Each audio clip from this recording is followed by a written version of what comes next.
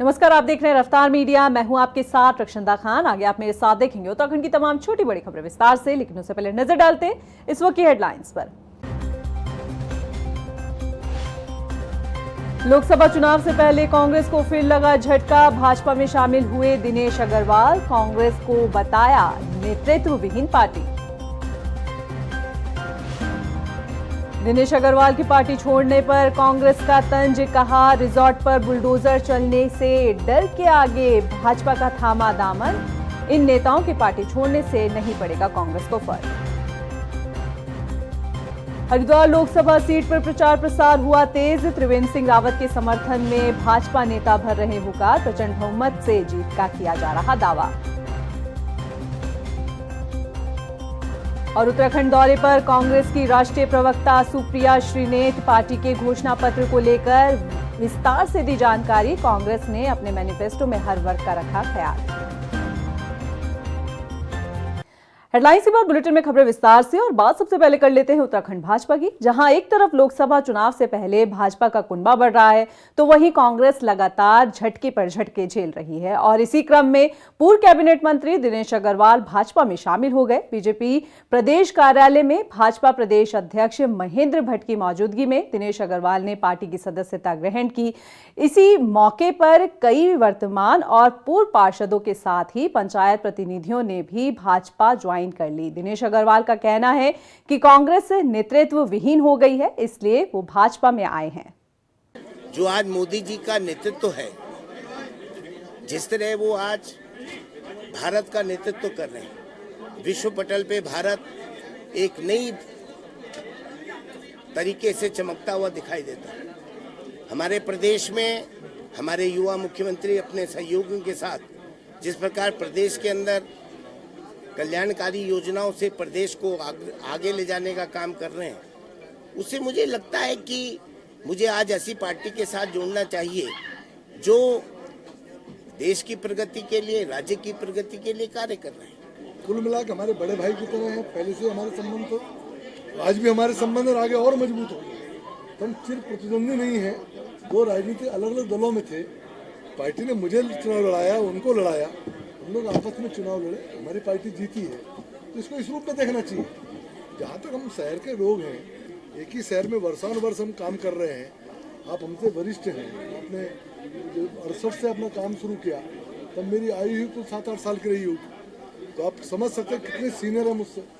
आज आपका आशीर्वाद हमको मिल रहा है, बड़ा सुखद अनुभव हो रहा है, और मैं समझता हूँ कि आपके सानिध्य में, आपके मार्गदर्शन में हम धर्मपुर विधानसभा में और बेहतर काम कर पाएंगे। खबरों में बढ़ते आगे। कांग्रेस से इस्तीफा देने के बाद पूर्व कैबिनेट मंत्री दिनेश अग्रवाल ने भाजपा का दामन थाम लिया है। सियासी गलियारों में लंबे समय से चर्चा चल रही थी कि दिनेश अग्रवाल पार्टी से नाराज चल रहे हैं, और इसी बीच उन्होंने पार्टी से इस्तीफा देकर भाजपा का दामन थाम लिया। और इसी मुद्दे पर दिनेश अग्रवाल का क्या कुछ कहना है, उनसे खास बातचीत हमारे संवाददाता मनीष रंगवाल ने की। पूर्व कैबिनेट मंत्री दिनेश अग्रवाल ने आज भाजपा का दामन थामा है। क्या कुछ जो है वो सोचते हैं भाजपा में शामिल होने को लेकर, उनसे बातचीत करेंगे। और कांग्रेस के लिए इसे एक बड़ा झटका भी माना जा रहा है, क्योंकि कांग्रेस ने एक बड़ा नाम दिनेश अग्रवाल जी थे। अग्रवाल जी, किस तरीके से आप देखते हैं आज भारतीय जनता पार्टी जो है आपने?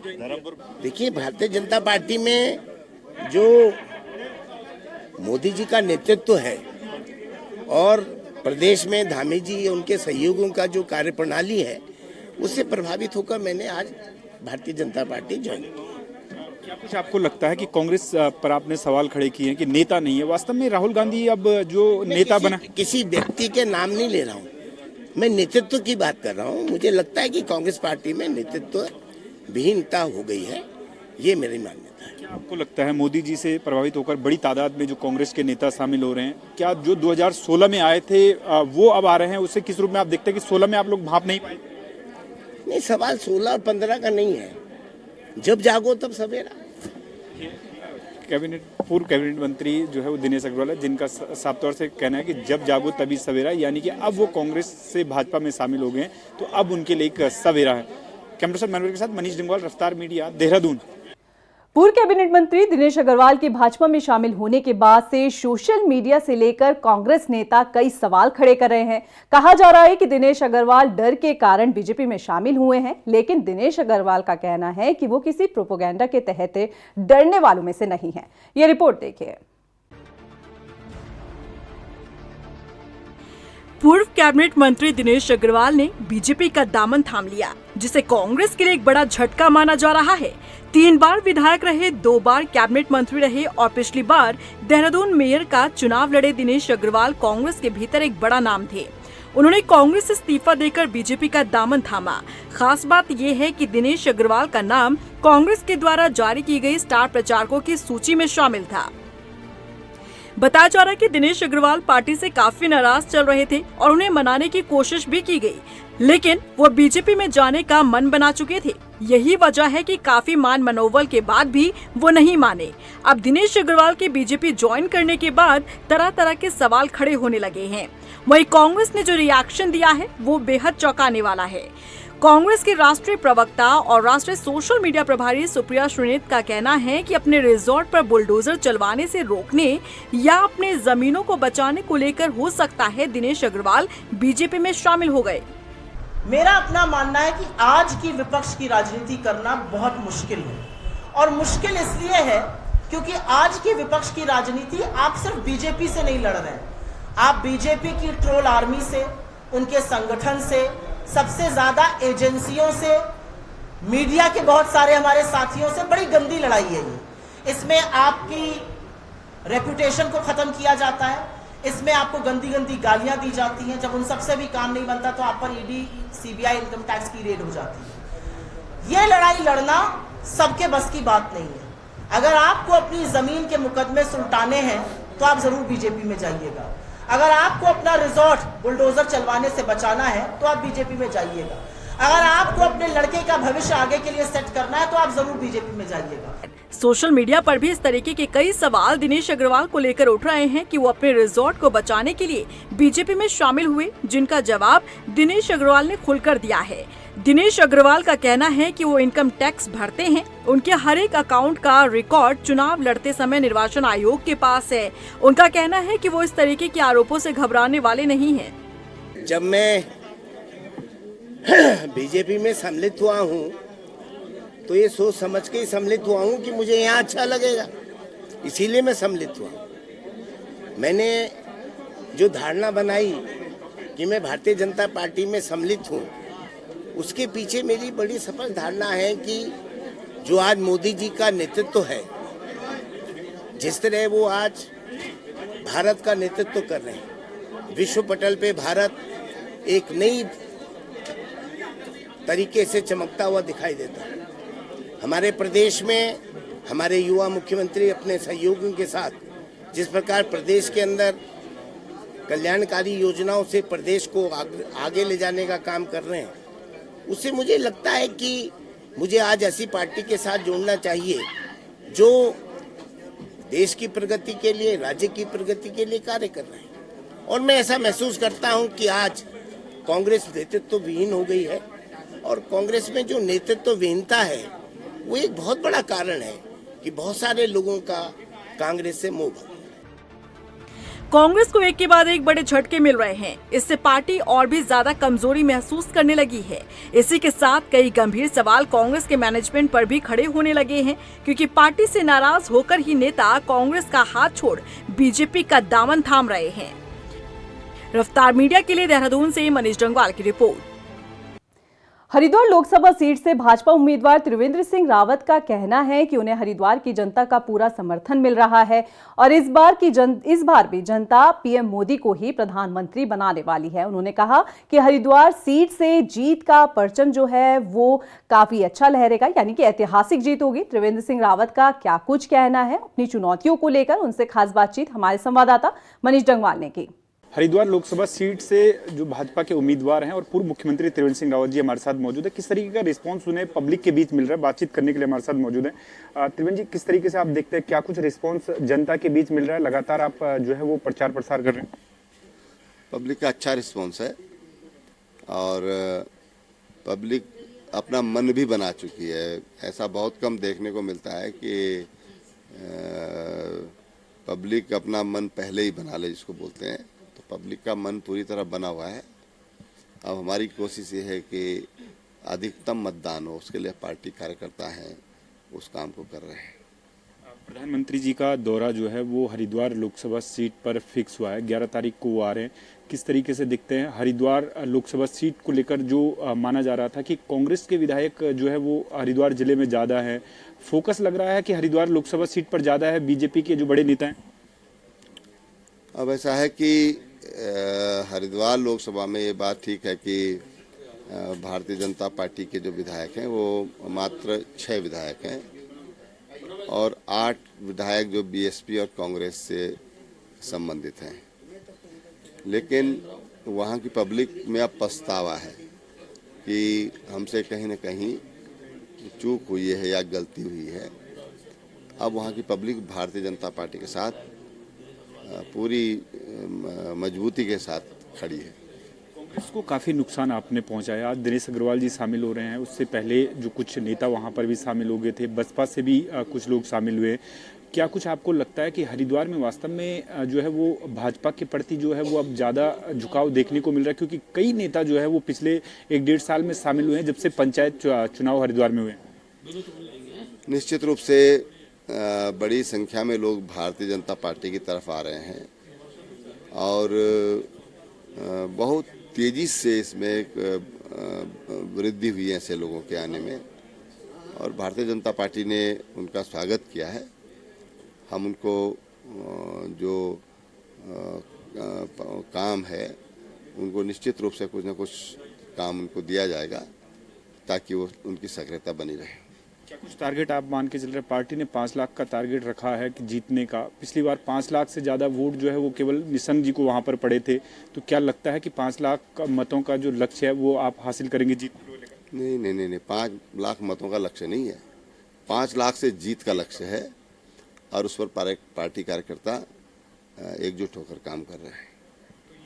पूर्व मुख्यमंत्री त्रिवेंद्र सिंह रावत जी हैं, जिनका साफ तौर से कहना है कि हरिद्वार लोकसभा के भीतर जो है वो कई जो नेता है वो भाजपा का दामन थाम रहे हैं और 14 लोकसभा सीटों में जरूर 14 जो विधानसभा सीटें हरिद्वार में हैं उनमें से 6 विधानसभा सीटें भाजपा के पास है। लेकिन अब लोग वहां पर पछता रहे और भाजपा के पक्ष में मतदान करने को लेकर उत्साहित नजर आ रहे हैं। कैमरा पर्सन मनवर के साथ मनीष डिमवाल, रफ्तार मीडिया, देहरादून।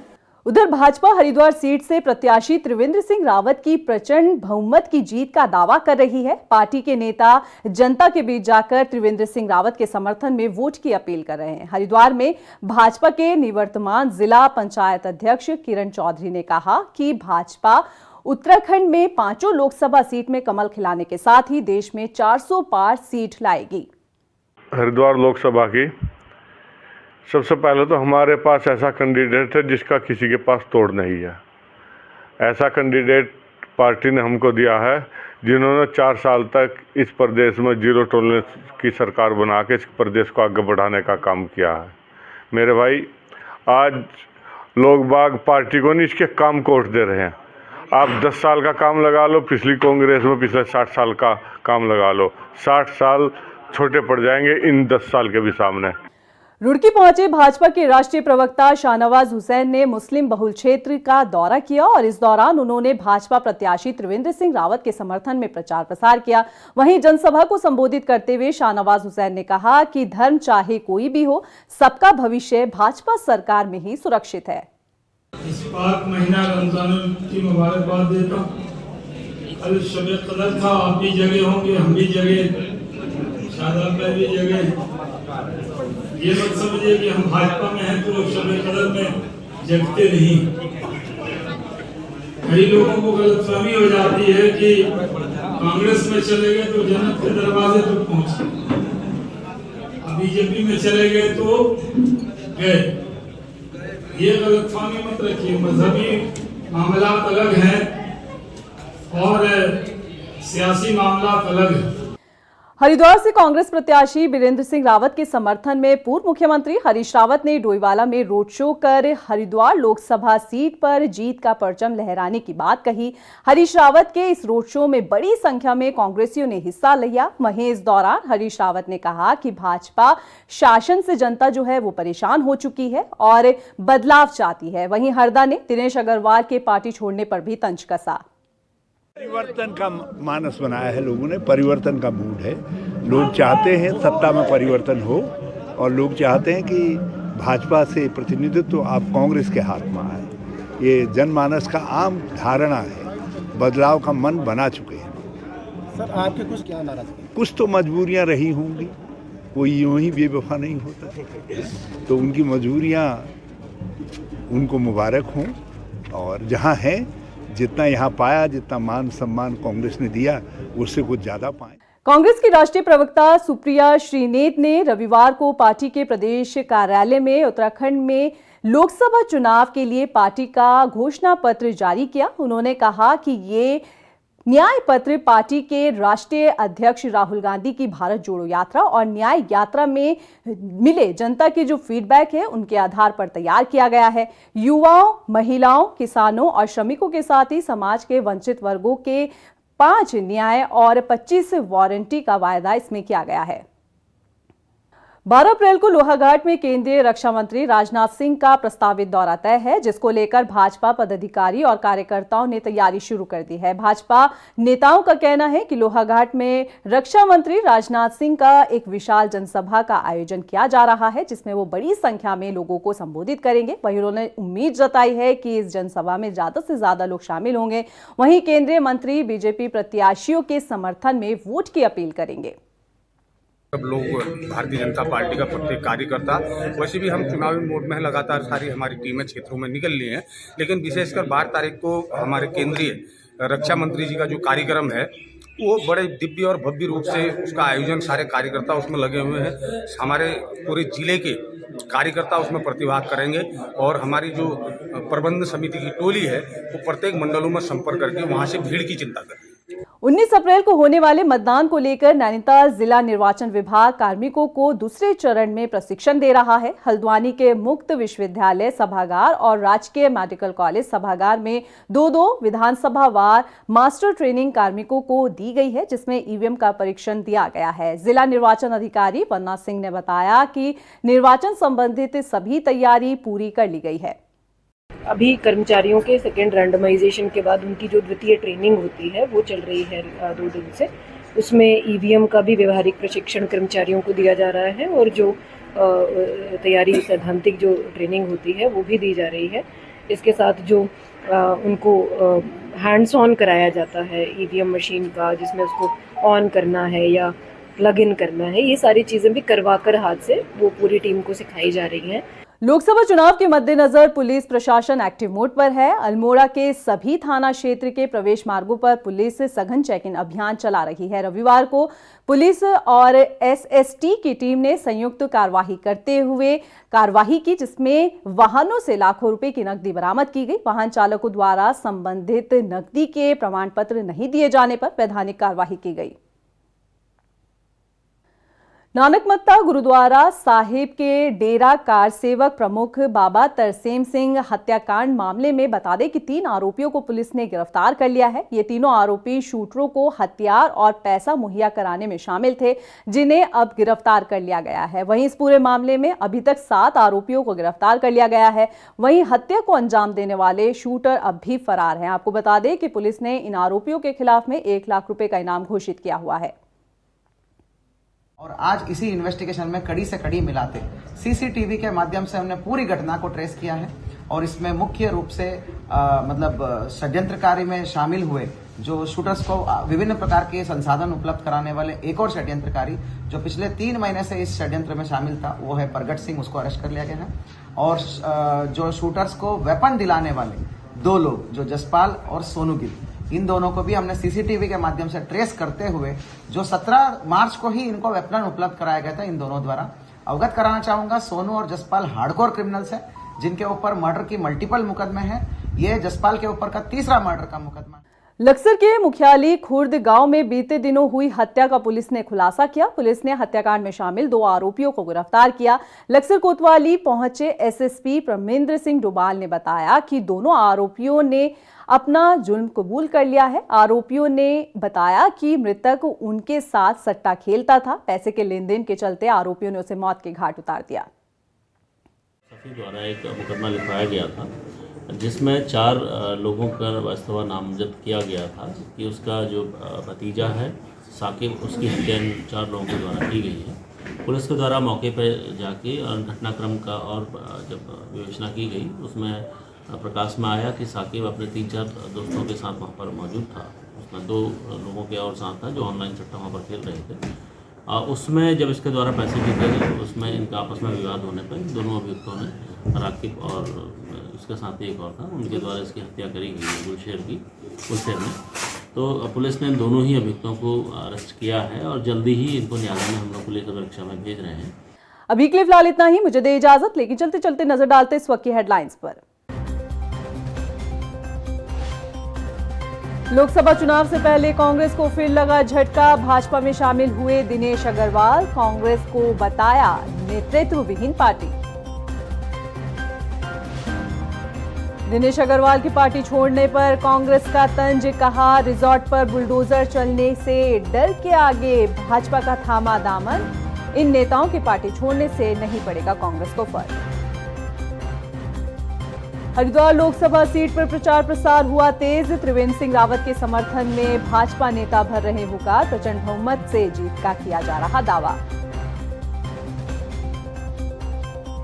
और उत्तराखंड दौरे पर कांग्रेस की राष्ट्रीय प्रवक्ता सुप्रिया श्रीनेत, पार्टी के घोषणा पत्र को लेकर विस्तार से दी जानकारी। कांग्रेस ने अपने मैनिफेस्टो में हर वर्ग का रखा ख्याल।